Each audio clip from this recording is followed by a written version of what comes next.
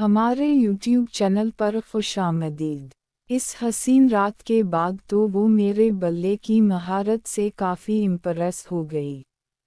University में कोई दिन ऐसा ना गुजरा जब हमने क्रिकेट ना खेली हो। हमारा ताल्लुक़ बहुत गहरा हुआ और उरूज पर पहुंच गया। कहते ही उरूज को ज़वाल भी होता है। पहले मिड सेमेस्टर में मेरी और महर की मुलाकातें उरूज पर रहीं, लेकिन वक्त के बेरहमी मौजू ने हमें दूर कर दिया। मोहब्बत में ने सीखा है कि कोई भी ताल्लुक़ रातों रात गायब नहीं होता। ये धंधला जाता है आहिस्ता आहिस्ता, खामोशी से, जैसे किसी खिड़की से आखिरी रोशनी फिसल जाती है जिसको आप बंद करना भूल जाते हैं।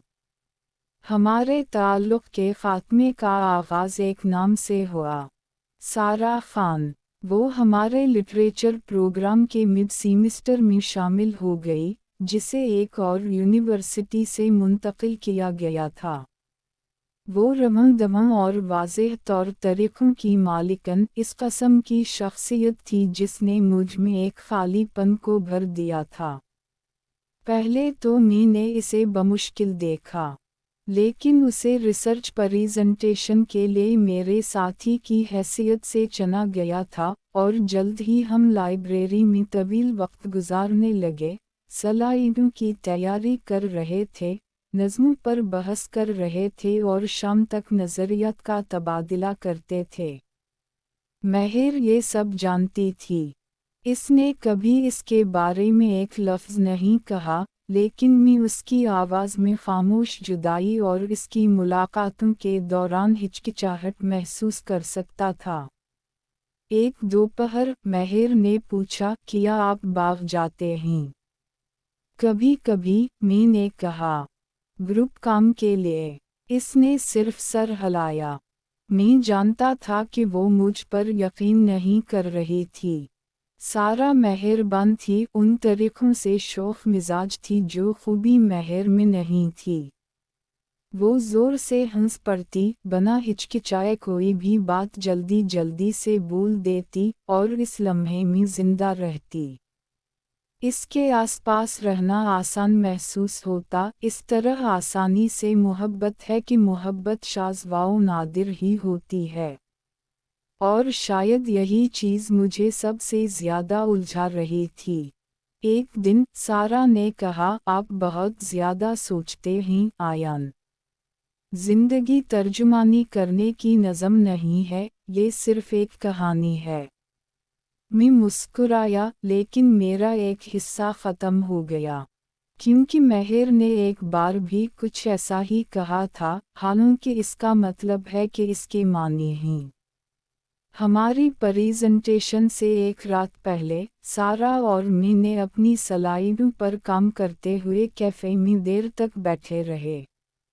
जब मैं वापस आया तो मैंने महर का मैसेज मेरे इंतज़ार में देखा, क्या आप खुश हैं आयान? मैंने फौरी तौर पर जवाब नहीं दिया।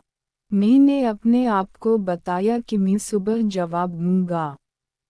सुबह तक उसने मैसेज को डिलीट कर दी था। दिन गुजर गए, हमारी मुलाकातें रुक गईं। इसकी कॉलें इस वक्त तक कम होती गईं जब तक कि वो भी रुक गईं। एक शाम मैं बाग में, हमारे बाग में गया। बेंच खाली था, लेकिन एक पत्थर के नीचे एक नोट लिखा हुआ था।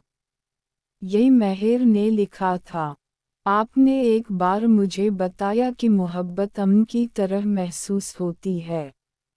हाल ही में मुझे सिर्फ शोर महसूस हुआ है। मुझे उम्मीद है कि आप जो कुछ तलाश कर रहे हो वो आपको मिल जाएगा, चाहे वो मैं ही हूँ या कोई और। तुम्हारी अपनी महर। मैं इसे बार बार पढ़ता रहा यहाँ तक कि अल्फाज धंधला गए। मैं इसके घर की तरफ भागना चाहता था, ये बताने के लिए कि वाकई में कुछ भी नहीं बदला था, कि मैं अभी थोड़ी देर के लिए खो गया था। लेकिन गहराई में मैं हकीकत को जानता था। मोहब्बत एक बार नज़रअंदाज के ज़रिए चोट लगने के बाद शाज़ व नादिर ही उसी तरह शिफा बख्शती है। सारा ने अपनी प्रेजेंटेशन ख़त्म की और आसानी से नए दोस्तों की तरफ बढ़ गई। मैं ये नहीं कर सकता था।